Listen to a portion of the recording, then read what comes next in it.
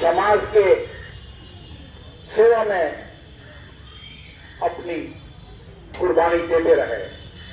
हमें याद है कि हम छात्र जीवन से, ऐसे तो हमारे बड़े भाई थे, हमारे गार्जियन थे, हमारे मार्गदर्शक थे, लेकिन छात्र जीवन से मैं देख रहा हूं कि जब हालांकि उनकी शिक्षा बेतिया से हुई, मेरे घर ही थे, बेतिया में रहा करते थे, नया टोला में, वहीं से उन्होंने इंटर किया, डिग्री किया, फिर उसके बाद से पीजी करने के बाद से वकालत भी शुरू किया, तो वहीं रहा करते थे।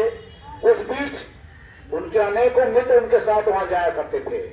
आज भी याद है कि हमारे बुलबुल भाई अपने बुलेट से अक्सर वहां जाया करते थे।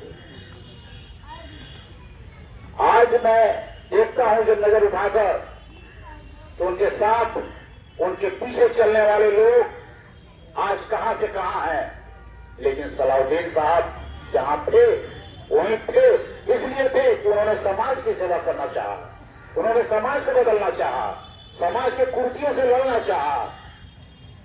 उसी का एक उदाहरण ये लोक जागरण मंच है, जिसका खुलासा भी हमारे साथियों ने किया कि लोक जागरण मंच की स्थापना उन्होंने क्यों किया। इसलिए किया कि जिस पार्टी में गए, जब तक उनके सिद्धांत उनसे मिलते रहे, वहां ठहरे, उसके बाद उन्होंने उसे त्याग दिया। तो लोग उन्हें दल बंधु कहते थे, लेकिन वो दल बंधु नहीं थे, वो सिद्धांतवादी थे। अपने सिद्धांत का सौदा किसी से उन्होंने नहीं किया, और उसी सिद्धांत को जिंदा रखने के लिए इस लोक जागरण मंच को उन्होंने बनाया। अभी जाकिर मलिक साहब ने बताया, बेतिया मिल्लत टेक्निकल कॉलेज की बुनियाद सलाउद्दीन साहब ने ही रखा, जमीन इब्राहिम साहब ने दिया, लेकिन सलाउद्दीन साहब इब्राहिम साहब को लेकर बेंगलोर से लेकर दिल्ली तक और विदेशों तक संपर्क करके वहां से राशि लाकर आज करोड़ों का बिल्डिंग बनवा दिया।